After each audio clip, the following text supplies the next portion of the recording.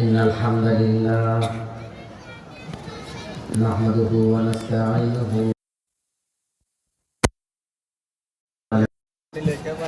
ونعوذ بالله من شرور أنفسنا ومن سيئات أعمالنا من يهده الله فلا مضل له ومن يضلل فلا هادي له أشهد أن لا إله إلا الله وحده لا شريك له ونشهد أن سيدنا وسندنا ونبينا وحبيبنا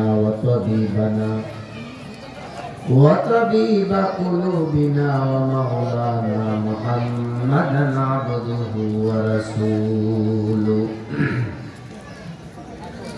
أما بعد فأعوذ بالله من الشيطان الرجيم بسم الله الرحمن الرحيم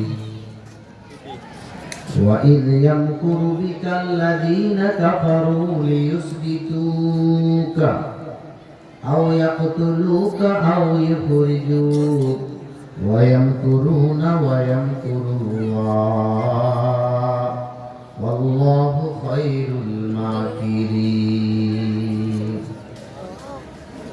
وقال تعالى قل إن كنتم تحبون الله فاتبعوني يحببكم الله ويغفر لكم ذنوبكم والله غفور رحيم صدق الله مولانا العلي العظيم قال رسول الله صلى الله عليه وسلم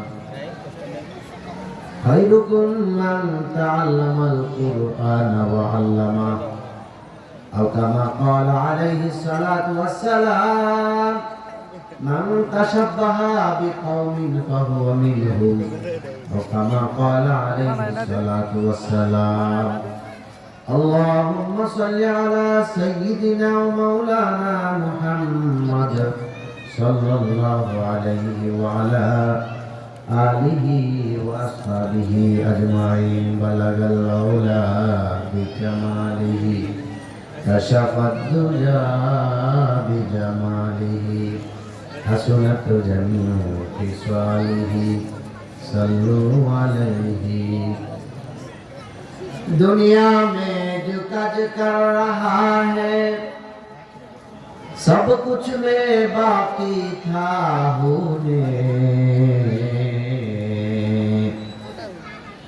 जो तुम्हारे जरूर है कि ईमान तुलाने जरूर है बलगल्ला पर कमाली कशफत तुजा बिजमालिही हसनत जमीउ खिसालिही सल्लु अलैहि व आलिही कैसे कैसे ताजदारा बादशाहें चल गई ओ खजीना बाला खाना शान शौकत क्या हुई बलगल्ला बिजमाली कशफत दुजा बिजमालिही हसनत जमीउ खिसालिही सल्लु अलैहि राहे मेरे मस्कन हवाली काबा बने मेरे मदफन दियारे मदीना बलगल्ला बिकमालिही कशफत दुजा बिजमालिही हसनत जमीउ खिसालिही सल्लु अलैहि व आलिही ला इलाहा जुड़े ला इलाहा इल्लल्लाह ला इलाहा इल्लल्लाह ला इलाहा इल्लल्लाह ला লা ইলাহা লা ইলাহা ইল্লাল্লাহ লা ইলাহা লা ইলাহা ইল্লাল্লাহ মুহাম্মাদুর রাসূলুল্লাহ সাল্লাল্লাহু আলাইহি ওয়াসাল্লাম। কিরাতুল কুরআন দারুল মাকাম আদর্শ মাদ্রাসা ও জান্নাতুন নাঈম আদর্শ মহিলা শাখা কর্তৃক আয়োজিত আজকের বিশাল ওয়াজ ও দোয়া মাহফিলের সম্মানিত সভাপতি সেরেতাজ হযরত উলামায়ে কেরাম মুরব্বিয়ে ইজাম, আমার সামনে উপবিষ্ট ইসলাম প্রিয় তৌহিদি জনতা, পর্দার অন্তরালে অবস্থানরতা সুশিক্ষিতা আবেদা জাহেদা মা ও বোনেরা, আলোচনার প্রারম্ভে মুহিয়ান গড়িয়ান রব্বে কারিমের আলিশান দরবারে অসংখ্য অগণিত কৃতজ্ঞতা জ্ঞাপন করছি যে আল্লাহ সুবহানাহু ওয়া তাআলার অশেষ কৃপা মেহেরবানির বদৌলতে দুনিয়ার সঙ্গে সম্পৃক্ত শত হাজারো ধরনের ব্যস্ততাগুলো উপেক্ষা করে এই মুহূর্তে পৃথিবীর সবচেয়ে দামি শ্রেষ্ঠ জায়গা জান্নাতের বাগানে বসে কোরআন হাদিসের আলোকে কিছু কথা বলা এবং শ্রবণ করার তৌফিক যে আল্লাহ তাআলা আমাদেরকে দান করেছেন, সে মালিক সুবহানাহু ওয়া তাআলার কালিমাত শুকর আদায়ে অন্তরে অন্তরস্থল থেকে ঈমানি আওয়াজে জুড়ে সুরে মুহাব্বতে সকলে পড়ছি আলহামদুলিল্লাহ। এই মুহূর্তে এই জায়গাটা পৃথিবীর সবচেয়ে দামি জায়গা। এটা আমার কথা না, রাসূল কারীম সাল্লাল্লাহু আলাইহি ওয়াসাল্লামের কথা। যে মজলিস আসমানের নিচে জমিনের উপরে কোরআন হাদিসের আলোচনা যেখানে করা হয়, আল্লাহ তাআলা কি স্পেশাল ফেরেশতারা এই মজলিসকে ঘেরাও করে সকলেই দাঁড়িয়ে তাদের জন্য ক্ষমা প্রার্থনা করে। আর আল্লাহ তাআলা বলে আজকের এই জায়গাটা সাধারণ কোনো জায়গা নয়, জান্নাতীরা যেমন যা চাইবে তাই পাইবে। ফেরেশতারা তোমরা সাক্ষী থাকো, জান্নাতে দিকে চাওয়া মাত্রই তাদেরকে দেওয়া হবে। দুনিয়ার মাঝে তো তারা জান্নাত এখনো দেখে নাই। দুনিয়া যেখানে কোরআন এবং আমার হাবিব আপনার কথাগুলো যে মজলিসে শোনা হবে বলা হবে, ওই জায়গাও জান্নাতের বাগান। সেখানে আমার বান্দারা যা চাইবে, যা শুনবে, যা বলবে, আমি আল্লাহ তাআলা সব কবুল করে নিব। সুবহানাল্লাহ। অ্যানাউন্স করে দিছে আমার আগে, এটা তো ভাগ্যের দরকার। আল্লাহ তাআলা যার ভাগ্যের দোকানে দিছে দোকানে থাকবে, কারো ভাগ্য টেলিভিশনের সামনে সেখানে আছে, কেউ শুয়ে আছে, কেউ 10টার পরে আসবে, কেউ প্রধান বক্তার কিছু একটা আলোচনা শুনবে। বিভিন্ন কোয়ালিটির মানুষ পৃথিবীতে অভাব নাই। তো আল্লাহ তাআলা কোন আলেমের মধ্যে কোন মূল্যবান কথা বাহির করে দেয়, এক এক ফুলের এক এক গন্ধ আমাদের জানা নাই। এই জন্য জান্নাতের পরিবেশগুলো, মাহফিলের পরিবেশগুলো যেখানেই পাইবেন শুরু থেকে শেষ পর্যন্ত থাকার চেষ্টা করবেন ইনশাআল্লাহ। আল্লাহ তাআলার রহমতে মাঝে মাঝে আল্লাহ তাআলা বোনাস দান করে যে এই মুহূর্তে ফেরেশতারা সাক্ষী থাকো, যারা বসে আছে সবাইকে আমি মাফ করে দিলাম। ওই সময় আপনি উপস্থিত নাই, কত বড় দুঃখের বিষয়। আমার এক উস্তাদ বলছিলেন যে শবে বরাতের রাতে এক মহিলা আল্লাহর কাছে যা চায়, আমি শুনছি হুজুর তাই দিব। ইটের একটা টুকরা নিয়ে কাপড়টা ঢাকা আল্লাহ 4 রাকাত নামাজ পড়লাম, আমার ইটটারে যদি তুমি সোনা বানায়া দাও, এইটা বিক্রি করে আমি পরিবার পরিজন ছেলে মেয়ে ঘর বাড়ি করুন, জায়গা কেন। ও ইট একটু দিয়ে রয়ে গেল, আমার 4 রাকাত নামাজ পড়ছে, আমার আল্লাহ স্বর্ণ দেও। রাত্র 2টা বাজে, যে ইট সেই ইট। পরে তো দোয়া ফালাইছে, এবার 4 রাকাত করে আল্লাহ ইটটারে তুমি মেহেরবানি করে রূপা বানায়া দাও। রূপা হইল না। আল্লাহ তার কবুলের দোয়ার একটা টাইম আছে, 4টা 10 মিনিটে তার দোয়া কবুল হবে, এটা আল্লাহ জানে, পৃথিবীরা কেউ জানে না। রূপা হইল না, রূপা হইল না। লাস্টে মহিলা তো আল্লাহ স্বর্ণ চাইলাম দিলাম না, রূপা চাইলাম তাও দিলাম না। শেষ চাওয়া, আমার এই ইটটারে তুমি তামা বানায়া দাও। কাপড় উঠে দেয়, পুরা ইটটা তামা হয়ে গেছে। সুবহানাল্লাহ। পাগলি বেরিয়ে বেরিয়ে বলছে যে শোনা বলছি লড়ুন না, হোক বা না হোক, কিন্তু তার কনফিউজ সৃষ্টি হয়ে গেছে। যেহেতু স্বর্ণ হলো না, রূপা হলো না, একটু কম চায় নেই। তুমি বুঝোই নাই তুমি কার কাছে চাও? আল্লাহর কাছে চাও। আল্লাহর খাজানা তো কোনো দিক দিয়ে কম নয়। তুমি কেমন পর্যন্ত চাইলে আল্লাহ পাক দান করলে আল্লাহর খাজানার এক সরিষা পরিমাণ কম হবে না। কত চাইবেন তো বেশি চাইবেন। তো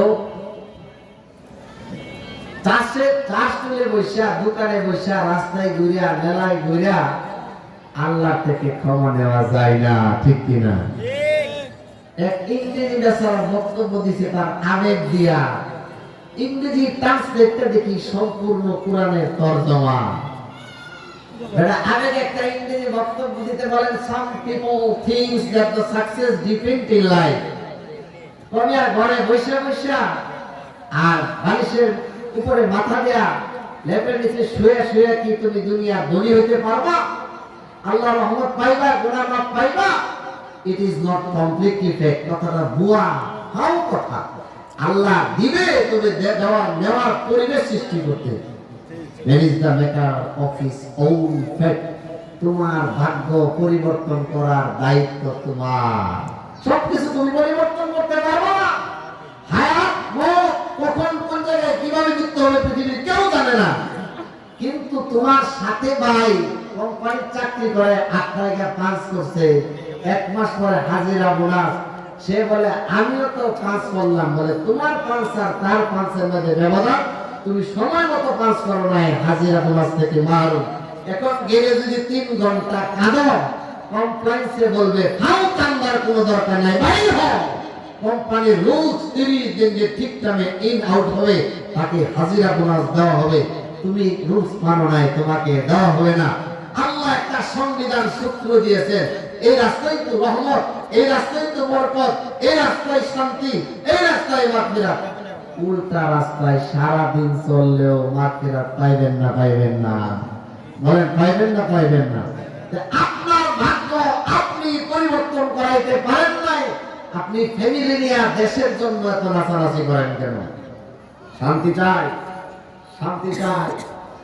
আমার বউ কথা শুনে না, বাচ্চা কথা শুনে না, ছেলে কথা শুনে না, ভাই বাচ্চা কথা শুনে না। আপনাকে আমি জিজ্ঞাসা করে দেন, standard of mind for your the love. আপনি নিজে কন্ট্রোল করতে পারেন কিনা? আপনি নিজেকে নিজে কন্ট্রোল করতে পারেন নাই, নিজেকে নিয়ন্ত্রণ করতে পারেন নাই। বিবি, ফ্যামিলি, আন্তর্জাতিক পর্যায়ে শান্তি দেখেন মুশকিল কালেও সম্ভব না।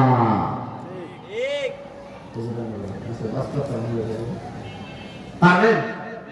ঠিক না রে? ঠিক কর।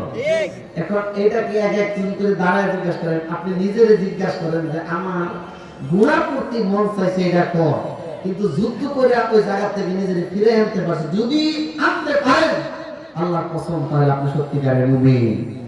আপনি নিজে ঘরে গিয়ে জিজ্ঞাসা করবেন, মন চাইছে ভিডিও গেম খেলার জন্য, চললো তো চললোই। মন চাইছে ফেসবুক 12টা পর্যন্ত চলছে, ইউটিউবে যা নায়ক নায়িকার কত কিছু দেন, আল্লাহ ভালো জানে। আপনার মোবাইল কিনছে 30,000 টাকা আপনি, কিন্তু এটা শক্তি থাকলেও ইসলাম আপনাকে অধিকার দেন না।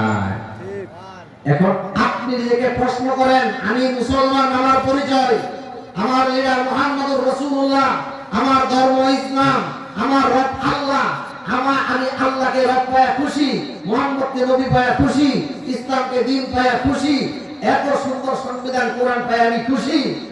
এরপরে এরা তো কোরআন হাদিস ইসলাম বলছে এই কাজ আমার জন্য ঠিক না, তার বিপরীত আমি কাজ করতেছি। তাহলে নফসের সঙ্গে যুদ্ধ করে আপনি নিয়ন্ত্রণ করতে পারেন নাই নিজেকে। আপনি ফ্যামিলি আর দেশের মানুষের ভাগ্য পরিবর্তনের স্বপ্ন দেখেন, ইম্পসিবল, সম্ভব না। ঠিক কইলাম না? ঠিক কইলাম? নিজে জিজ্ঞাসা করবেন যে আমি জীবনে কি গুনাহ করছি না। গুনাহ করার 2 মিনিট আগে জিজ্ঞাসা করেন, তুই কে? সে বলবে আমি তো মুসলমান। তোমার লিডার কেনা, তোমার সংবিধান কোনটা? ওইটা। তাহলে তুমি এই কাজ করো কেন? হাইয়া আলাস সালাহ, হাইয়া আলাল ফালাহ, আসসালাতু খায়রুম মিনান নাওম। বলে ঘুম থেকে নামাজ উত্তম, উঠো ফজরের জামাতে যাও। এখন শরীরে না আল্লাহ শরীরে শুয়ে থাক, 7:30 গোসল করে 15টা জামুকা 5 করে সঠিক টাইমে ফ্যাক্টরি ঢুকে যান। ফ্যাক্টরির পাঞ্চের জন্য দিলটা বড় পাগল, ফজরের নামাজের জন্য তোমার দিলটা পাগল হইল না? ও মুসলমান, তুমি 10টার সময় দিলকে জিজ্ঞাসা করো, আজানের সময় তোমার চক্ষু খুলে দিছিল আল্লাহ। আল্লাহ ইচ্ছা করলে চোখটা খোলার ব্যবস্থা নাও করতে পারতেন। ঘুম ভাঙলো তো তোমার সকাল, ঘুম না ভাঙলে তো আল্লাহ পরকালের ব্যবস্থা করতেন। দিলকে প্রশ্ন করেন, ফজরের নামাজ আমার উপর ফরজ ছিল, আমি করি নাই কেন? বলে নফসের সঙ্গে যুদ্ধ করে পারি নাই। বলে তোমার সঙ্গে তুমি যুদ্ধ করিয়া তুমি নিয়ন্ত্রণ করতে পারো নাই। তোমার বিবির ব্যাপারে তোমার আফসোস, সন্তানের ব্যাপারে আফসোস, মেয়ের ব্যাপারে আফসোস, দেশের শান্তি, রাজনীতিবিদরা কথা শুনে না, দ্রব্যমূল্যের দাম বেশি কেন, উম্মুক আমার বিরুদ্ধে কেন, মারার জন্য চেষ্টা করে কেন? উত্তর আসবে, নিজেকে নিজে আগে কন্ট্রোল করো। আল্লাহর কসম, আল্লাহ সবকিছুর শান্তির ফয়সালা করে দেবেন ইনশাআল্লাহ। আজকে কি ওয়াজ করব আমি খুঁজে পাই না, কারণ সামনে রমজান, রমজানে ওয়াজ করার দরকার। আগামীকাল লাইলাতুল বরাত, শবে বরাতের ওয়াজ করার দরকার। আরেকটা মজা, ভ্যালেন্টাইন নাকি আগামীকাল ভ্যালেন্টাইন এর বলে ভালোবাসা দিবস, সেটা উৎপত্তি সম্পর্কে ওয়াজ করার দরকার। পৃথিবীর সবচেয়ে শ্রেষ্ঠ মার্কাস কোরআনের, এই কোরআন সঙ্গে বর্তমান আধুনিকের কি সম্পর্ক, এগুলোর কিছু আলোচনা করার দরকার। এর আগে যদি আমার কর্তৃপক্ষ বলতো যে একটা সম্পর্কে বলেন, তো একটা বলতো সবাই দরকার, এই কোনটা থেকে কোনটা বলুন, আওলা জ্বালা কিছু বলতে থাকবো। এরপরে প্রখ্যাত ওলামায়ে কেরামরা বয়ান আপনাদেরকে শোনাবেন ইনশাআল্লাহ। আল্লাহ তাআলা আমাকে এবং পরবর্তী যারা আলোচনা করবেন সকলকে আলোচনা করার তৌফিক দান করুন। আল্লাহ পাক আপনাকে একটা সুপ্রিম শরীরের ভিতরে যে স্পেশাল পাস দান করেছেন, একটু ঠান্ডা মাথা কথাগুলো শুনবেন। সবাই বলে বর্তমান যুগ হলো টেকনোলজির যুগ, সায়েন্সের যুগ, বৈজ্ঞানিক যুগ, বিজ্ঞানের যুগ। এই যুগে মানুষ কোথায় থেকে কোথায় যায়, কত মিনিটে কোথায় যায়, আকাশ চুম্বি। আর 1500 বছর আগে আল্লাহ রাসূল সাল্লাল্লাহু আলাইহি সাল্লামের অবতীর্ণ কোরআনকে মানুষের ঘরে কাপড়ের ভিতরে মুড়ায়া বাইদা আলমারির পরে রেখে দেয়। যখন তার দাদা আর নানি মারা যায়, তখন আস্তে আস্তে এটা ঠুইলিয়া বলে এখন কোন সিদ্ধ দাদা মরে গেছে, নানি মরে গেছে। মানুষ দেখি বোকা, যে জিনিস যে জায়গায় যখন দরকার উল্টা করে। আমি গতকাল না কোনদিন মোবাইলে দেখলাম একজন একটা পোস্ট করছে, এত ভালো লাগছে আমার, যে মাজারে দান বাক্স কেন, দান বাক্স থাকবে তোমার হাসপাতালের সামনে। কথা ভালো করে বুঝেন, মাজারে দান বাক্স কেন? মাজারে মানুষগুলো তো মৃত, টাকার প্রয়োজন, জীবিত দেয়। কত মানুষ অসুস্থতার যন্ত্রণায় কাতরাচ্ছে, গরিব, টাকার জন্য চিকিৎসা করে না, অপারেশন করতে পারে না। ও দুনিয়ার মানুষ হাসপাতালের সামনে দান বাক্স রাখো। ওই অর্থনীতিবিদরা তোমরা সেখানে টাকা রাখো, তোমাদের টাকাগুলো একজন বিশ্বস্ত মানুষ খুললে হাসপাতালের দরিদ্র ব্যক্তির ফান্ডে ব্যয় করবে, ঠিক কিনা? কিন্তু আজকে দান বাক্স পাওয়া যায় মাজারে মাজারে, লাল কাপড় যাকে ফালা খাজা বাবা দে, খাজা বাবা চিন্তা আল্লাহ এই কামটা করতে হয়। আরে মিয়া উল্টা করো কেন, উল্টা করো কেন? পৃথিবীতে একটা সংজ্ঞা শুনবেন, এটা আমার ওস্তাদের সংজ্ঞা, আমি প্রতি মাহফিলে বলার চেষ্টা করি, যে শিক্ষিত মানুষ আর মূর্খ মানুষ কিভাবে চিনবেন। কোন লোকটা শিক্ষিত আর কোন লোকটা মূর্খ সার্টিফিকেট দেখার দরকার নাই। যখন যে জায়গায় যেই জিনিস যেভাবে রাখার দরকার, যিনি রাখে উনি হলো শিক্ষিত আলেম, আর যিনি রাখতে পারে না উনি হলো মূর্খ জালেম। আপনাদেরকে বোঝায় টুপি কোথায় রাখার দরকার, এদিকে পিছনে দিকে রাখে, জায়গার জিনিস জায়গায় রাখলো না, বেজায়গায় রাখলো। কথা কম লাগে, যে রাখবে তো সে জ্ঞানী, যে রাখবে না তো সে জ্ঞানী না। রাসূল সাল্লাল্লাহু আলাইহি ওয়াসাল্লাম বলেছেন তুতার জিনিস দাড়ি রাখারই দরকার। যে রাখবে তো সে জ্ঞানী, যে রাখলো না সে জ্ঞানী না, সে জ্ঞানী না। ফজরের নামাজের টাইম, সুবহে সাদিক হওয়ার পর থেকে সূর্য ওঠা পর্যন্ত সময়, এর ভিতরে যে আদায় করবে তো জ্ঞানী, বাইরে করবে সে মূর্খ, সে মূর্খ। তো মুআজ্জাজ মুহতারাম, ঠান্ডা মাথায় জীবনে কাজ করবেন। আবেগ দিয়া দুনিয়ার সব কিছুকে ইসলামের ভিতরে ঢুকাইয়া দিবেন না। ইসলামের ভিতরে মন গড়া মতো কিছু ঢুকাইয়া দেয়া আল্লাহর সান্নিধ্য অর্জন করা মোটেও সম্ভব নয়। দেখবেন কালকে ভালো কাজের চেয়ে খারাপ কাজ বেশি। মোমবাতি জ্বালায়া মিষ্টি মিষ্টি নিয়ে ধাক্কা ধাক্কি করে নামাজের খবর নাই, কিছু নাই, একটা যাই নামাজ হাতে নিয়ে মসজিদে কি বাপ সাপ মানে এসে বসে। এই গত এক সপ্তাহ তার উপর 5 করে 5 7 35 ওয়াক্ত নামাজ ফরজ ছিল। তাকে জিজ্ঞাসা করেন, তুমি নিজেকে জিজ্ঞাসা করো ভাই 35 ওয়াক্ত নামাজ গত জুম্মা থেকে এই জুম্মা কয় ওয়াক্ত আদায় করছো? কেউ বলবো 2, কেউ 5, আরেকজনে তো আলহামদুলিল্লাহ গত জুম্মা পড়ছি, আজকেও পড়বো ইনশাআল্লাহ। কিন্তু শবে বরাত বাদ দেওয়া যাবে না, কারণ শবে বরাতের নামাজ তো ফরজ। কথা বলতে হবে ফরজ। আপনি ফরজ একদিনও পড়লেন না, নফল নামাজ পড়েই নিলেন না, আপনার একটা বোঝানোর দরকার। আপনার একটা এই কার্ড দিচ্ছে, একটা আইডি কার্ড দিচ্ছে কোম্পানি থেকে, চাকরি হয়েছে আপনার।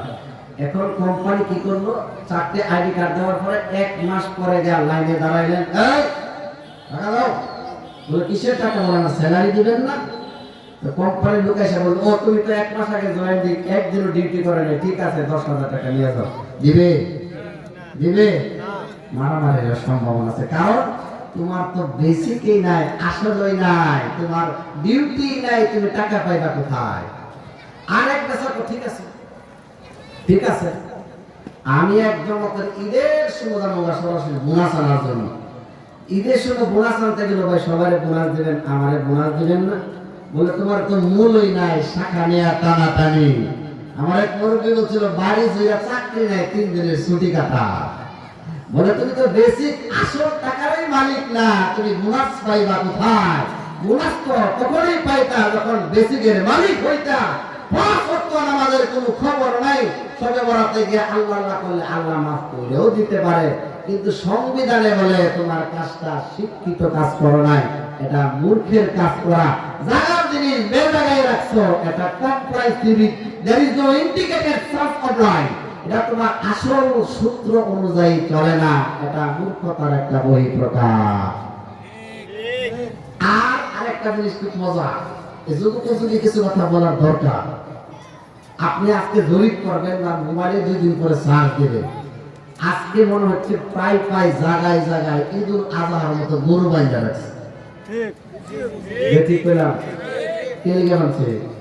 আপনি নিজেরে বলেন যে শবে বরাতের গরু জবাই করে গুস্ত নিয়ে রুটিটা খাইতেই হবে, এর জন্য 10টা নেক লেখা হবে। একটা জায়গায় আমাকে দেখা, একটা জায়গা দেখা হালুয়া রুটি বিবিসা আগে চাল ভিজারে জামাইরে তো চাইলে ভাঙায় মানা কঠিন নাই, রুটি বানাবো না, এই দিনেই তোমার রুটি হালুয়া গুস্ত খাইতে হবে। আবার কিছু বুজুর্গ যারা 33 মার্ক পায়া কোন মতো মৌলবী হয়েছে হালকা টাইপের, এরা রাসূলুল্লাহ সাল্লাল্লাহু আলাইহি সাল্লাম যখন উহুদের যুদ্ধে দন্ত মুবারক শহীদ হইল, তো দাঁতের ব্যথায় গুস্ত খাইতে পারে নাই, এই জন্য হালুয়া নিয়ে গেছে রুটিটা খাওয়ার জন্য। নাউযুবিল্লাহ মিন যালিক। সবাই বলা হইল শাবান মাসে, কোন মাসে বলেন? আর বদরের যুদ্ধ হয়েছিল রমজান মাসের 17 তারিখ, কিছুদিন পরে হয়েছিল উহুদের যুদ্ধ। তাহলে কোন যুদ্ধের কোন জায়গায় কোন মাসে কোন ইতিহাস নিয়ে এলাম আমরা তো কিছু বুঝে হয় না। বলে খাদিজা যেদিন মারা গেল, হাসান হুসাইনের কান্না শুনে কেনা একদিনও বিবেক চিন্তা করার দরকার যে খাদিজা মারার সময় কি হাসান হুসাইন বড় হয়েছিল না ছোট হয়েছিল না হয় নাই, এই চিন্তার কোনো খবর নাই, লাফালাফি কান্নাকাটি করে সব শেষ। আমরা অনেক আগে ওয়াজ শুনতাম, আগে একজন তোমাদের গরিব ওয়াজ করতে দিয়ে, একদিন ওয়াজ করতেছে বেগুনের ওয়াজ, কিভাবে সারা বড় বানায় বেগুন হচ্ছে, বাজারতে বেগুন কিনে আনছে, পুঁটি মাছ কিনে আনছে, তরকারি রাঁধছে, ঝুলিতে বেশি হয়ে গেছে, আবার বেশি জাল দিছে, 30 মিনিট ওয়াজ করছে বেগুনের তরকারি রান্ধা, মানুষ কান্দা। আচ্ছা এই বেগুনের তরকারি তুমি কান্দা কি পাইলা? আমার তো কিছুই বুঝা না, বুঝা না, আবেগটা তো ধর্ম ইসলাম হয় না। তুমি কি করো? এই কাজটা কি ইসলামিক কাজ? আল্লাহ কি আমার কাজের প্রতি খুশি? রাসূল কি খুশি কিনা দেখতে হবে। যদি খুশি হয় একটা কেন 5টা করবেন গরু। ঈদুল আজহার একজনে পারে না, 7 জনে মিল্লা একটা গরু কুরবানি দেয়া অনেক বড় সওয়াবের ভাগী। কত ওয়াজ করি, বলে এটা ঝামেলা, একটু টাকা কিনতে হইব, মুখে ধরো সমস্যা, বাচ্চার মধ্যে কত যে বাহানা খুঁজে। এই যে রমজান মাস আসতেছে দেখবেন কত বাহানা, গ্যাস্ট্রিক, এইভাবে ব্যথা থাকতে পারি না ডাক্তার। আরে না মূর্খ, তুমি না বলছো বর্তমান যুগ সায়েন্সের যুগ, বর্তমান যুগ টেকনোলজির যুগ। France, Canada, Italy, United state of America, এরকম 7টা মহাদেশের বড় বড় এই আপনার কি বডি অ্যান্টিবডি এক্সপেরিয়েন্স যারা বিশেষজ্ঞ মানব দেহে, তো তারা কোরআনে কারিমের আয়াতটা ভুল করতে চাইছিল যে আল্লাহ বলছে কুতিবা আলাইকুমুস সিয়াম কামা কুতিবা আলাল লাযিনা মিন ক্বাবলিকুম লাআল্লাকুম তাত্তাকুন। বলে এটা কি না, দিনের বেলা সারা দিন না খায়, রাত্রে বেলা নামাজ পড়ে আবার ভোর রাত্রে উঠে সারা দিন উপবাস থাকে, এটার সঙ্গে ইসলামের সওয়াবের কি সম্পর্ক বুঝে আসে না। হাই হাই, এটা আরেক দুঃখের কথা। আড়াই টাকার জ্ঞান অর্জন করে 100 টাকার জ্ঞানের সঙ্গে পাল্লা দেও।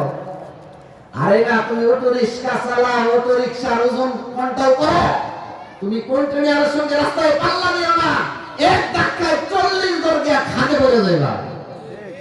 তুমি বিজ্ঞান কোথায় কোরআনের সঙ্গে সংঘর্ষ করতে চাও।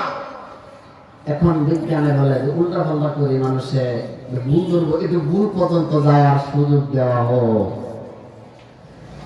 আস্তে আস্তে প্রথমটা ব্যর্থ, দ্বিতীয়টা ব্যর্থ, তৃতীয় প্রজন্মের বিজ্ঞানীরা সেটা পাইছি।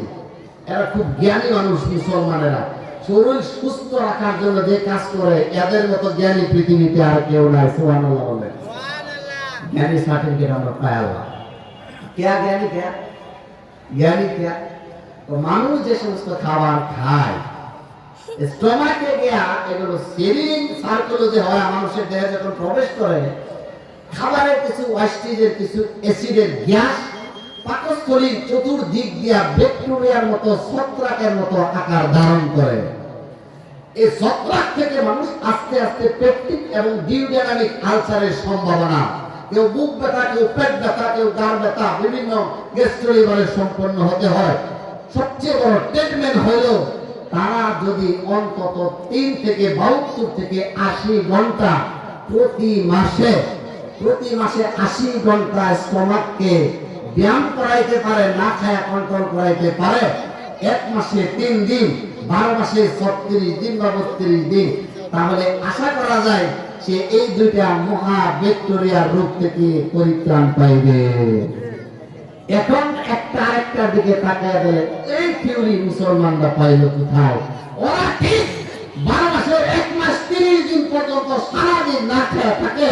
এই মুসলমান যারা এই ডিউটিটা, এই জ্ঞানটা করে, সে মহা এই ডিউডিনামিক পেপটিক আলসার নামক মহা রোগ থেকে, আকস্মিক রোগ থেকে, মৃত্যু থেকে অবশ্যই তারা বাঁচবে। এই জন্য মুসলমান হলো সবচেয়ে জ্ঞানী জাতি।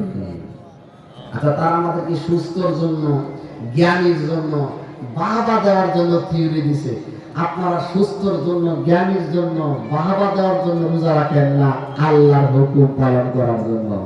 বলে দেখেন, আল্লাহ তার প্রত্যেকটা হুকুম পালন করার ভিতরে দুনিয়া এবং পরকালের কামিয়াব রাখছেন। দুনিয়ার কামিয়াব গুলো আমরা জানি না, আমরা বিশ্বাস আল্লাহ ওয়াদা দিলেন আমার হুকুম পালন করবা, মুহাম্মদ রাসূলুল্লাহর তরিকা চলবা, তোমার জন্য ওয়াদা দিলাম জান্নাতের রায়্যান দরজা দিয়ে হাঁটতে হাঁটতে জান্নাতে যাইবা। আমরা আল্লাহর হুকুম মুহাম্মদের তরিকা অনুযায়ী রোজা রাখি, কিন্তু আল্লাহ একের ভিতরে সব ঢুকায় দিলেন। আল্লাহর হুকুম পালন করবা নবীর তরিকায়, কমপ্লেক্স এবং ডিসিপ্লিন অনুযায়ী। তুমি জানো না আল্লাহ এর কারণে তোমার দেহে কয়টা রোগের সৃষ্টি হইতো, সবগুলো রোগ থেকে আল্লাহ তোমাকে হেফাজত করছে। সুবহানাল্লাহ বলেন, জোরে বলেন সুবহানাল্লাহ। ওয়াজ করলে তাহলে ওয়াজ করতে মন চায়, আপনি যে কোনো আপনার যেটা মন চায় আপনি দাঁড়ায় জিজ্ঞাসা করেন যে আমি যাকাতের ব্যাপারে, নামাজের ব্যাপারে, জিকিরের ব্যাপারে, উম্মুকের ব্যাপারে জানবার চাই। আমি যতটুকু সাইন্স দেখছি এটা আপনাকে বুঝাই দিই। পৃথিবীতে যত জিম আবিষ্কার করছে, পৃথিবীর যত আপনার এরকম টেকনোলজিরা বুক ডাউন যা আবিষ্কার করছে, তারা রিসার্চ করে বললেন পৃথিবীতে মুসলমানরা মসজিদে গিয়ে একজন সামনে দাঁড়ায় রেখা যে কামগুলো করে উঠা বসা করে, এটা শুধু হার্টের ব্যায়াম নয়, ব্লাডের ব্যায়াম নয়, লিভারের ব্যায়াম নয়, মস্তিষ্কের ব্যায়াম নয়, সমস্ত শরীরের এমন কোন পার্শ্বের ব্যায়াম বাকি থাকে না যে ব্যায়ামরা মুসলমান মুসলমানরা প্রেয়ার হলে আদায় করে। সুবহানাল্লাহ বলেন, জোরে কোন সুবহানাল্লাহ। আপনি কি ব্যায়ামের জন্য নামাজ পড়ছেন না আল্লাহর হুকুম, আল্লাহকে খুশি করার জন্য নামাজ পড়ছেন? আপনি কি মনে করেন আপনার কিডনির সমস্যা, লিভারের সমস্যা, হার্টের সমস্যা, প্রতি 24 ঘন্টা প্রায় 86,000 বার পাঞ্চিং করে, মাঝে মাঝে ব্লক হয়ে যায়, কেমন জানি লাগে, এর একটা টাইম টেবিল আছে, ওই টাইম হিসাব করে ওরা দেখে 5 বার যদি দৈনিক এই ব্যায়ামটা করতে পারে, হার্টও ব্লক হবে না, লিভারও ক্লিয়ার থাকবে, ব্লাডে স্ট্রোক হবে না, মস্তিষ্ক পাগল হবে না, পাবনা যাইতে হবে না। কাজটা হলো দৈনিক 24 ঘন্টা 5 টাইম মুসলমানরা যে কাজগুলো করে এই সিস্টেমে যদি ব্যায়াম কেউ করে তাহলে তার এই রোগগুলো হবে না। আল্লাহর কসম, মুসলমানরা আল্লাহকে খুশি করার জন্য 5 বার 5 ওয়াক্ত নামাজ যদি আপনি আদায় করেন, আল্লাহর কসম, রাসূলুল্লাহর কসম, আপনার বৈজ্ঞানিক থিওরি মোতাবেক আপনি জীবনে মানব দেহে এই রোগে আক্রান্ত হয়ে কোনোদিন মারা যাবেন না। সুবহানাল্লাহ। আরে জোরে কেন এইটা আরেক লাখ করে কোন আরো জোরে বলেন। মুসলমান ভাইয়ের আমার, তাহলে আপনি তো দেহে সুস্থ রাখার জন্য নামাজ পড়লেন না, এই ডিউডেনামিক পেট্রি থেকে বাঁচার জন্য তো আপনি রোজা রাখলেন না, আপনি দিলেন গ্যাস্ট্রিক। আরে বোকা, রোজার মাধ্যমে আল্লাহ ডিউডেনামিক পেট্রি দূর করে দিবেন। তুমি যাকে ফলো করো মোবাইল, সেই মোবাইলের গুগলকে জিজ্ঞাসা করো, ও গুগল দ্বারা তোমার কাছে জানবার চাই স্টমাক 12 ঘন্টা 13 ঘন্টা খাই রাখলে কি লাভ, how to benefit of stomach বা ইউ বি হাংরি। গুগলকে প্রশ্ন করো, আমার দরকার নাই সে কি উত্তর দেয়। তুমি তো গুগলের আর ইউটিউবের আর হোয়াটসঅ্যাপের পাগল, চার্জ দিয়া দেখো আমার কথার সঙ্গে মিল আছে নাকি 100%। গুগলকে মানো, সায়েন্সকে মানো, তাহলে তোমার রোজা রাখতেই হবে, এটাই মানো। সায়েন্স অনুপাতে সুস্থতার জন্য অভ্যাস করো, আস্তে আস্তে আল্লাহ তাআলা ইবাদতে পরিণত করে দেবে। সুবহানাল্লাহ। এখন প্রশ্ন হলো, আপনি রাখেন না কেন, করেন না কেন, কাকে ধাক্কায় দেন? কাকে ধাক্কায় দেন? শান্তি কোথায়, সুস্থতা কোথায়, আপনি ঘুরেন কোথায়? শান্তির জায়গা কোথায়, সুস্থতার জায়গা কোথায়, আপনি আছেন কোথায়? সারাদিন চিল্লাইলে জিন্দেগিতে কোনোদিন লাভ হবে না। মাঝখানে অনেক কথা বলেন, সূরা আনফালের গুরুত্বপূর্ণ সুপরিচিত একটা আয়াত আমি আপনাদের সামনে তেলাওয়াত করলাম। পুরো ঘটনা বলতে পারবো না, বুঝাই দিব আপনাদেরকে আপনারা কি করার দরকার, কার জন্য আমরা পাগল, কার জন্য আমরা পাগলামি করি, একটু ঠান্ডা মাথা বুঝেন। রাসূলুল্লাহ সাল্লাল্লাহু আলাইহি সাল্লাম যখন দ্বীনের দাওয়াত দেয়, মুরতাদ, কাফের, বেঈমান নাস্তিকদের শরীরে আগুন জ্বলে যায়, ঠিক না? ঠিক না? কিছুদিন আগে দেখলেন না, হুজুর করে দরাদরি করে এই বাংলাদেশের আয়না ঘর বানায়া চিরুনি একটা হাতে দিয়ে দিচ্ছে, ঘর হয়ে গেছে মাথা আছে। এই আয়না ঘর তো আগেও ছিল, একটু হালকা ছিল, আস্তে আস্তে ডেভেলপ একটু বড় হয়ে গেল।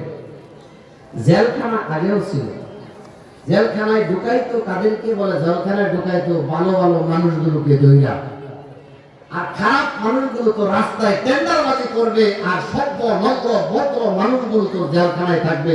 এটাই তো আবু জাহেল, উতবা, সাইবা, ফেরাউনের ধর্ম। মুসলমান ধর্ম না। ফেরাউনি আইন পাস করলেন, আবু জাহেল আইন পাস করলেন। কি আবু জাহেল কি আইন পাস করলেন? বলে আবু জাহেলের সংসদের নাম হলো দারুন নদওয়া, কেন্দ্রীয় কারাগারের নাম হলো শিয়াবে আবু তালেব। যেমন ঢাকা কেন্দ্রীয় কারাগার বাংলাদেশের একটা কারাগার, আমাদের পার্লামেন্টের হলো বাংলাদেশ জাতীয় সংসদ। আবু জাহেলের পার্লামেন্টের নাম হলো দারুন নদওয়া, আর আবু জাহেলের বিখ্যাত আরবের সবচেয়ে বড় কেন্দ্রীয় কারাগারের নাম হলো শিয়াবে আবু তালেব। সব লিডাররা দাঁড়ায় গেলেন, আবু জাহেল কেবল মাননীয় লিডার, আপনাকে ধন্যবাদ, আজকে এই মহান সংসদে দাঁড়ায় কিছু বক্তব্য পেশ করতে চাই। আব্দুল্লাহ বেটা মুহাম্মদ আর কিছু ছেলেবেলা দেশটারে মানে লুটে পুটে খাওয়া হইতেছে, তাদের ব্যাপারে বিশেষ একটা আইন পাস করা দরকার। যেমন আমাদের দেশে এরকম বলে মুরগিরা দেশ খায় রাখছে, সবকিছুর দাম বাড়াইছে, এদের ব্যাপারে একটা অ্যাকশন নেওয়ার দরকার। রাগ করার দরকার নাই, আবু জাহেল, উতবা, সাইবার, প্রেতাত্মা পরবর্তী প্রজন্মের লোকরা কিয়ামত পর্যন্ত পৃথিবীতে থাকবে এবং তাদের ইসলামের বিরুদ্ধে তারা মাথা চাঙ্গায় দাঁড়াইবে, এটাই স্বাভাবিক নিয়ম। আবু জাহেল বলে, বড় কি করা যায়? বলে মুহাম্মদের ব্যাপারে কয়েকটা আইন পাস করেন।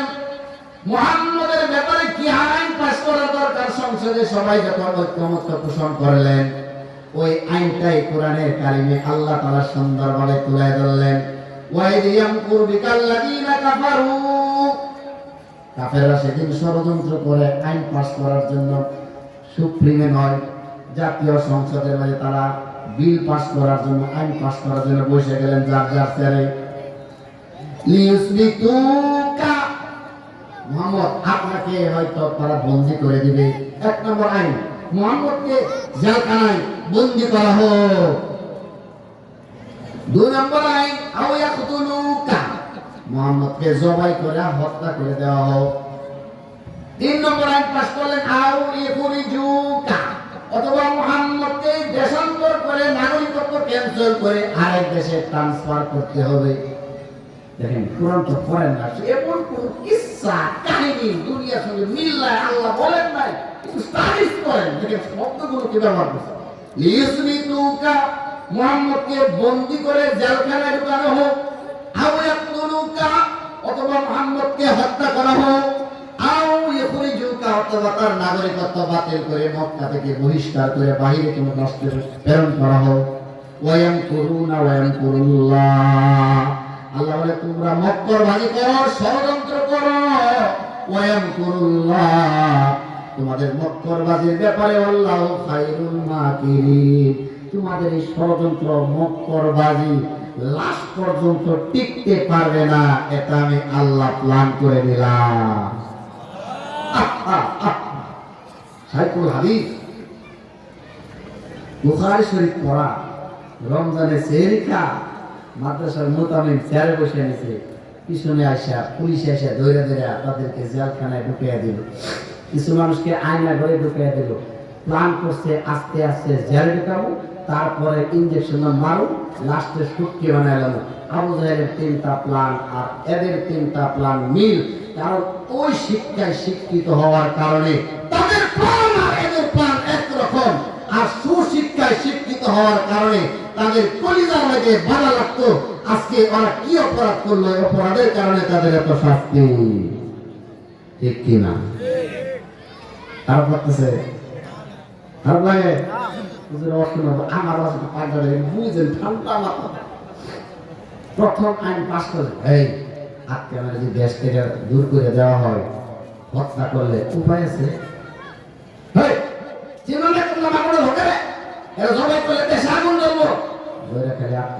আস্তে আস্তে সোজা করে আয়না বাগারে দেখে দেব।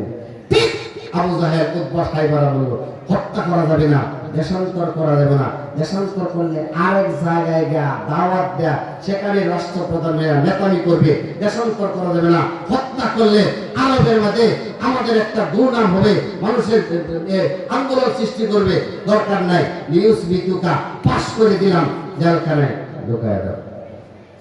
আরে মরাবার মানুষ একজন দুজন, 53 জন মানুষকে সপ্তম হিজরিতে শিহাবে আবু তালেবের জেলখানায় ঢুকাইয়া দিলেন। যদি বুঝেন আপনারা, যদি বুঝেন উত্তর দেবেন, না বুঝলে নীরব থাকবেন। বলেন মুহাম্মদ কি উট চুরি করার মামলায় জেলে ঢুকছে?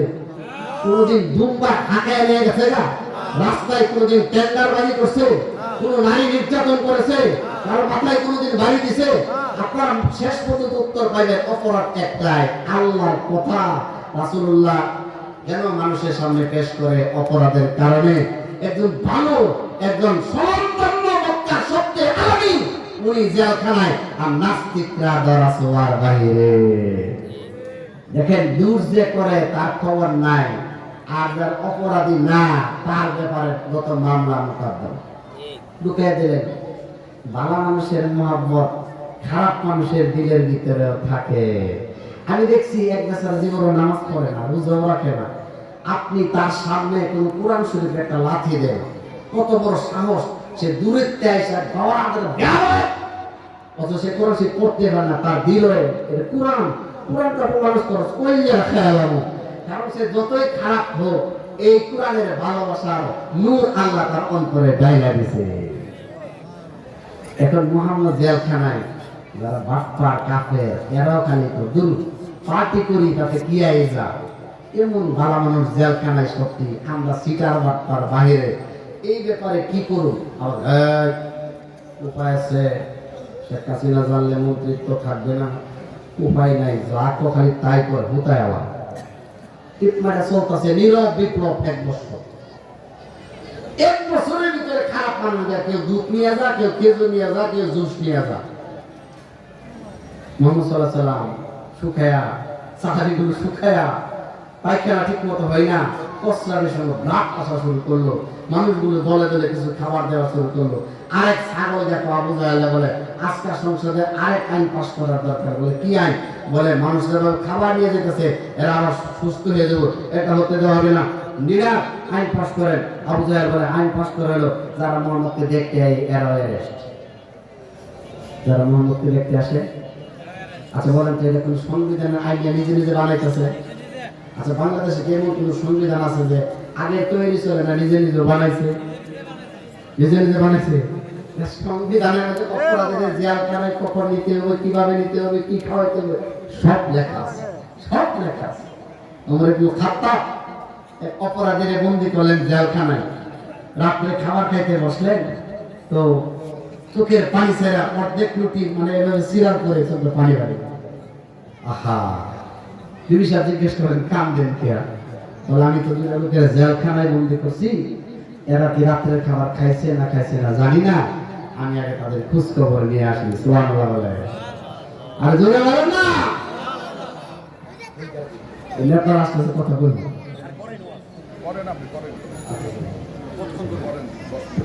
তো মুহাম্মদ সাল্লাল্লাহু আলাইহি ওয়াসাল্লামকে যারা দেখতে যায় 2য় বছর আইন পাস করলেন, যারা দেখতে যায় তাদেরকে অ্যারেস্ট করতে হবে। চললো তো আইন আরো শুকায় গেল, সাহাবীরা আল্লাহ রাসূল সহ সবাই নতুন নতুন আইন পাস করে দেশের অবস্থা 12টা, দেশের অবস্থা 12টা হয়ে গেছে। এখন আবু জাহেলের 3 জন প্রধান উপদেষ্টা ছিলেন, একটার নাম হিশাম ইবনে আমর, অনেক লম্বা ইতিহাস একটু শুনে। হিশাম ইবনে আমর একদিন ঘরে এসে বিছানায় শুয়া শরীরটা নাড়াচাড়া করে আবার উঠে গেলেন। তো 5-7 দিন যাবত চিন্তায় তার ঘুম হারাম। তার মা তাকে ডাক দিয়ে বলে, ও হিশাম ইবনে আমর তোমার কি হলো? তুমি বিছানায় যাও কিন্তু ঘুমাও নাই, ছটফট করো কেন? বলে আবু জাহেলের দল করি দেখিয়া, আবু জাহেলের দল করি নাই, আমার বিবেককে কথা ফোন করি নাই। আবু জাহেল 1ম বছর আইন পাস করলো, কিছুই বলি নাই লিডার। 2য় বছর আইন পাস করলো, কিছুই বলি নাই। 3য় বছর আইন পাস করতেছে জেলখানায় খাবার বন্ধ করে দাও, না খায়া তাদেরকে মারা হবে, এটাই আমার রাষ্ট্রপ্রধানের পক্ষ থেকে আইন। এই কষ্টের আইন আমাকে ঘুমাইতে দেয় নাই। তার মা জিজ্ঞাসা করে, হিশাম ইবনে আমর কি করতে চাস? বলে আবু জাহেলের দল করে দিতে পিতা হয়ে যা, ভালো মানুষগুলো জেলখানায়, বাটপা দুর্নীতিগুলো জেলখানার বাইরে থাকবে, হতে পারে না। It is not guardian impossible, that is আনমেকানিবল ফর দ্য লাইফ। সে বলে তার বিপক্ষে একটা পদক্ষেপ নেওয়ারই দরকার। মা বলল কিন্তু উপদেষ্টা মুরব্বী মানুষ, 82 বছর বয়স, একটা রিস্ক নিয়ে আমার কলিজাটা যেন ফাইটটা গেল। তাহলে মুহাম্মদ জেলখানায় পড়াইছে খা, আমিও 7 দিন ধরে আমি বেশি খাই নাই। চিন্তা আব্দুল্লাহ বেটা মুহাম্মদ টেন্ডারবাজি করে নাই, চুরি করে নাই, উমুক চুরি করে নাই, তারা জেলখানায় ঢুকাইলে তুই আমার কুলা হইলে একটা বিকল্প ব্যবস্থা নেই। রাত্র 12:30টায় ঘর থেকে উঠিয়া চলে গেলেন মুতঈম ইবনে আদি ইবনে হাতেম। সকল কাফের মনে রাখে, সব কাফের একটা মুসলমান, তাদের দিল মুহাম্মদের মুহাম্মদ আর আপনাদের মুহাম্মদের ব্যবধানটা বোঝানোর জন্য ইতিহাসটা বলতেছিলাম। দরজায় ডাক দিলেন, মুতঈম ইবনে আদি ইবনে হাতেম তাই বললেন কে? বলে আমি হিশাম ইবনে আমর। অন্ধকারে খুব দ্রুত দরজাটা খুলে দিলেন। সংসদের সর্বপ্রথম প্রধান উপদেষ্টা হিশাম ইবনে আমর আসছে। চাকরি থাকবে না, মন্ত্রিত্ব থাকবে না। যদি সাধারণ কোনো এমপির বাড়িতে রাত 12টার সময় দরজায় টোকা দেয়া বলে তুমি কে গো? বলে আমি আওয়ামী লীগের সাধারণ সম্পাদক ওবায়দুল কাদের। দরজাতে কোথায় দেখুন বসে নিজেই খুঁজতে পারবো না। ঠিক হিশাম ইবনে আমর বললেন আমি হিশাম ইবনে আমর। মুতিব ইবনে আদি ইবনে হাতিম তার দরজা খুলে বললেন, লিডার এত রাখতে কেন? বলে, আমি বিবেককে দাফন করতে পারি নাই। আবু জাহেলের টর্চারিং, এই দুশ্মনী থেকে যে কোনো মূল্যে হোক একটা কিছু করতে হবে। হিসাম মুতিবে বলে, আমার দিলটা তাই মনে করে। তৃতীয় আরেক বাড়িতে গেলেন, কাজ বন্ধ হয়ে যাবে। চতুর্থ আরেক বাড়িতে গেলেন, পঞ্চম গেলেন, ষষ্ঠ গেলেন, সপ্তম বাড়িতে 7 জনে মিলা একই প্ল্যান, পাহাড়ের পদদেশে গিয়ে প্ল্যান করে, চলো এখন আমরা আবু জাহেলের বাড়িতে যাইব, গিয়ে আমাদের প্ল্যান মোতাবেক তাকে দাওয়াত দিব, যদি না মানে বিকল্পটা আমার। বডিগার্ড সুবরে ইবনে লং তাকে ডাক দিয়া বলেন, তুই কোন পক্ষে? তো আপনাদের পক্ষে। তো আপনাদের পক্ষে একটু কাঁদিলেন। আবু জাহেল বলে, কে? বলেন, হিসাম ইবনে আমর। পাই না, তোমাদের কাছে কাছে না, তো কাছে যাওয়ার তুলছি। আসো আসো আসো, আমাদের সাধারণ সম্পাদক চলে আসছে। তো সবাই বললেন যে চলো যাও। আবু জাহেল খুললেন, ফাঁস করে বডিগার্ডে শিখিয়ে দিছে তরবারিটাকে। আবু জাহেল এখানে ধরে বলে, লিডার তোর কি যে কি বেতন কিংবা আরো প্রমোশন, আপনি এমপি না, তোর মন্ত্রী দিয়ে দিলাম, আর কি? তো মন্ত্রী বুঝি না, এই যে বামে কাগজ সই কর। বলে, কিসের সই? মুহাম্মদ আর 12 অনুসারীরা 53 জন শিহাবে আমতার কেন্দ্রীয় কারাগারে ভালো মানুষগুলো থাকবে, খারাপ মানুষগুলো টেন্ডারবাজি করবে, এরকম সংসদ দেশ চলতে পারে না, এখনই তোকে হত্যা করা হবে। আবু জাহেল বলে, 10টার আগে গিয়া তাড়াতাড়ি গিয়া মুহাম্মদের সবগুলো অনুসারীদেরকে জেলখানা থেকে বাহির করে নিয়ে আসো। আল্লাহ ইতিহাস করলে চোখের পানি চলে আসে। প্রথম বছরের প্ল্যান তাকে এরকম করা হবে, দ্বিতীয় বছরের প্ল্যান যারা যাবে অ্যারেস্ট করবে, তৃতীয় বছরের প্ল্যান আয়না করে ঢুকে সবটি মেরে নেবে। আল্লাহ ওই প্ল্যান নেওয়ার আগেই তাকে দেশান্তর করার ব্যবস্থা করে দিলেন। কারণ কি? কুল্লু ইয়াদরাতুন ইয়াদরা বিহি, how is possible that, how is made to let, how is it possible that, as you sow so you reap। তুমি যেমন করবা যেমন পাইবা তেমনই পাইবা। তুমি আরেকজনকে হেসরায় 1 কিলো নিয়ে এনেছো, তোমার উপর আল্লাহ এমন জালেম চাপায়া দিবে, তোমাকেও 1 কিলোমিটার হেসরায় নিয়ে যাবে।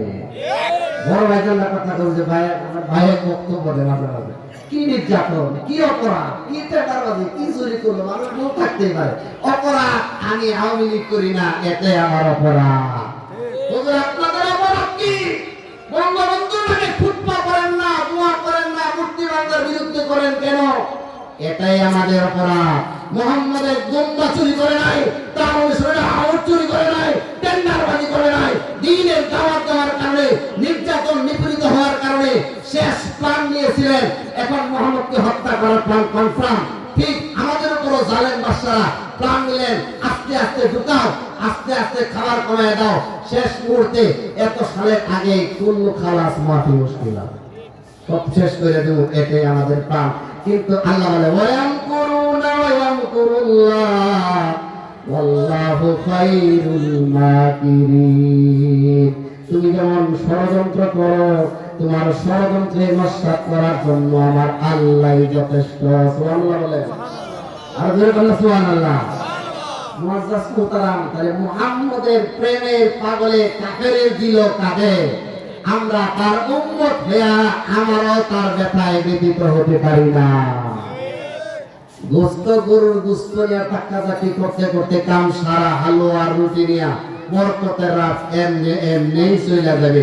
যা করার কাম তা করি না, যা না করার কাম তা করি, যা বলার দরকার তা বলি না, যা না বলার কাম তা বলি, যা খাওয়ার দরকার তা খাই না, যা না খাওয়ার দরকার তা খাই। এটাই হাদিসের ভাষায়, জায়গায় জিনিস জায়গায় যে ব্যক্তি রাখতে পারে তাকে বলা হয় জ্ঞানী, বে জায়গায় যে রাখে তাকে বলা হয় মূর্খ। কথা শেষ করে দিচ্ছি।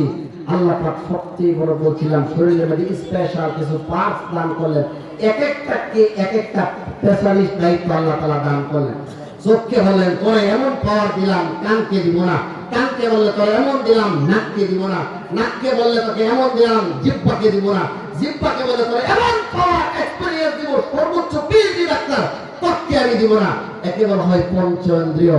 চোখকে বললো তুই দেখ কোনটা সাদা কোনটা কালো, কানকে বলে তুই শুন কোনটা হক কথা কোনটা বাতিল কথা, জিহ্বাকে বলে তুই আস্বাদন কর কোনটা মিষ্টি কোনটা টক।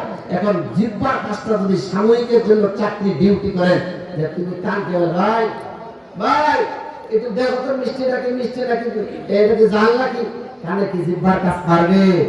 এই উদাহরণগুলো হাদিসে কেন দিলেন? হাদিসে বললেন রাষ্ট্রের প্রত্যেকটা চেয়ার এক একটা নিয়ামত, এক একটা আমানত। এই আমানতের চেয়ারে যখন মূর্খ নাস্তিকরা আরোহণ করবে, এই দেশের শান্তি রাখার জিন্দেগি তো সম্ভব না। জিহ্বার কাজ চোখে পারে না, চোখের কাজ নাকে পারে না, নাকের কাজ ত্বকে পারে না। এক একজন স্পেশালিস্ট এখন বলে জিহ্বাও পারে না, নাকেও পারে না, ত্বকেও পারে না, কিছু পর্যন্ত কেউ পারে না। এটা যে পারে তার নাম বিবেক। তার নাম কি বলেন? বিবেককে প্রশ্ন করেন কাজটা কি ঠিক করলেন না ঠিক করলেন না। বিবেকও যদি না পারে, আল্লাহ বলে সর্বশেষ তোমার সার্টিফিকেটের পার্সেন্ট নাম হলো ওহী। বিবেকটা সবকিছু বুঝবেন না। এখন বিবেকটা ধর আমেরিকা এখন মোবাইল চালু করে দেয়, দোস্ত কেমন আছো, সব কিছু দেখা যায়। কোন দেশের কি সারা বিশ্ব টেলিস্কোপ, মাইক্রোস্কোপ, লেডিস্টানগ্রাম, আমেরিকা এখন যে ফার্স্ট আবিষ্কার টেলিস্কোপ লাইনিয়র, এটা দিয়ে প্রায় কত হাজার কোটি কোটি মাইল দূরে সেই গ্রহগুলো তারা দেখে, নাসা থেকে টাইনা দেখে কত বড় আলোগুলো কিভাবে বিকিরণ করে, স্পিড কত। তাদেরকে বলেন 24 দিন না 24 বছরের টাইম দিলাম, তোমার ঘরের পিছনে তোমার বাপ আর দাদি শুয়ে আছে, তোমার একটু টেলিস্কোপটা দেখো সেটার অবস্থা কেমন। পারবে? বলেন পারবে? এখন বিবেক কিন্তু শেষ। এখন বিবেক দিয়ে যত পাপ দিয়ে মাতবরি করেন, নাস্তিক হয়ে যাবেন, পারবেন না। আল্লাহর কসম, এখন ওহির কাছে যান, কোরআন এবং হাদিসে বলছে কবরে আযাব সত্য, ঠিক কিনা বলে? তাহলে আপনার পাশে সবকিছু পারবে তা নয়, আপনার বিবেকেই সবকিছু পারবে তা নয়। বিবেক কি একটা কথা বললেও মানা যাবে না। বিবেক যদি বলে একে ধরো, অ্যারেস্ট করো, এখন দেখতে হবে বিবেকের উপরে কোরআন হাদিস কি তোমার বিপক্ষে না পক্ষে। এই জন্য মুআজ্জাজ মুহতারাম, আল্লাহ পাক রব্বুল আলামিন আমাদেরকে যে সম্মানিত পাঁচগুলো দান করলেন, এক একটা পাঁচের অনেক দাম। এই কথা বলে আমি শেষ করে দিচ্ছি। ভাইরা কথা বলবেন, 2-1 মিনিটের ভিতরে আমি কথা বলবো। আপনি হারানো জিনিস গেলে কুল্লু যাইরান ওয়ালা তাকাতুম বিল্লাহি সুরা ওয়ালা আইনাতু বিল্লাহি সুরা। আহারে, একটা পাঁচের কত দাম তখন বুঝবা যখন হারায়া যায়। চোখ দিয়ে তো তাকায়া থাকো, ব্যাটারি লাগাও না, কোনদিন সকালবেলা চার্জ লাগাও নাই, খোলো নাই। একটা চোখ নষ্ট হয়ে গেলে অপারেশন করে কর্নিয়া চেঞ্জ করে দেখো কত টাকা লাগে। হাত তো তোমার ভালো বুঝো না, ওপেন হার্ট সার্জারি করতে কত টাকা লাগে দেখো, লিভার প্রতিস্থাপন করতে কত টাকা লাগে, কিডনি চেঞ্জ করতে কত টাকা লাগে, একটা ভাল্ব প্রতিস্থাপন করতে কত টাকা লাগে, একটা ভাল্বের এক অংশ চেঞ্জ করে আবার নতুন প্রতিস্থাপন করতে 9.5 লক্ষ টাকা লাগছে। আমার এক মামা এতদিন পর্যন্ত বুঝে নাই, আল্লাহ কয়েক হাজার কোটি কোটি টাকার সম্পদ তোমাকে দান করছেন। প্রস্রাব খাইতে গেলে বাহির করতে কত টাকা লাগে কোনোদিন চিন্তা করে নাই। আল্লাহ সবগুলো কাজ দিয়ে তোমাকে পরীক্ষা করতে চায়, যে কোনো সময় নেই বাজারে। এই দেখেন হাই পাঞ্চিং করতেছে, একবার খালি পাঞ্চিং আইসাই আর এভাবে যাবে না। এখন মানুষে বলবে হাড়ে স্ট্রোক কইরা মারা গেছে। কখন মারা যাবেন যত সুস্থ থাকেন, এই পাঞ্চিংটা খালি থাইমা গেছে, শিলাগুলো সব থাইমা গেছে। পৃথিবীর কেউ আবার স্বাভাবিক করতে পারে না। মুআজ্জাজ মুহতারাম, কোন মুহূর্তে কখন আজকে মাহফিলে আসেন, বাড়িতে যাবেন কোনো গ্যারান্টি নাই। এর নাম ঈমান। তাহলে ঈমানদার মুমিন যদি হয়ে থাকেন, ইসলামকে দ্বীন হিসাবে জানেন, মুহাম্মদুর রাসূলুল্লাহকে নবী হিসাবে জানেন, কোরআনকে সংবিধান হিসাবে জানেন, তাহলে আপনার দ্বারা দুর্নীতির কাজ হয় কেন? প্রশ্নের উত্তরে আজকে আমার আলোচ্য বিষয়। আপনার চোখ কেন আপনার বিরুদ্ধে চলে? আপনার কান কেন আপনার বিরুদ্ধে কথা শুনে? আপনার বিবেক কেন আপনার বিরুদ্ধে চলে? আপনি তাদের সঙ্গে যুদ্ধ জিহাদ করে পরিচয় করুন, আমি মুসলমান, আমার লিডার নেম মুহাম্মদুর রাসূলুল্লাহ সাল্লাল্লাহু আলাইহি ওয়াসাল্লাম। Islam the complete route of life. Islam সুন্দর একটা স্বাধীনতার ধর্ম। এটা পাইও আমি দুর্নীতি কেন করি? তার বিপক্ষে মোকাবেলা করে যদি ঠিক থাকতে পারেন, আপনার পরিবার, দেশ শান্তিময় হয়ে যাবে ইনশাআল্লাহ। আল্লাহ তাআলা সর্বপ্রথম নফসের সঙ্গে যুদ্ধ করে আমি একজন মুসলমান কি করার দরকারি করে তারপর আস্তে আস্তে সামনের দিকে আগানো। আমাকে আপনাদেরকে সকলকে তৌফিক দান করুন। কেরাতুল কুরআন মাকাম সুন্দর এই মাদ্রাসার জন্য আজকে মাহফিলের আয়োজন করছে পৃথিবীর সবচেয়ে গ্রন্থ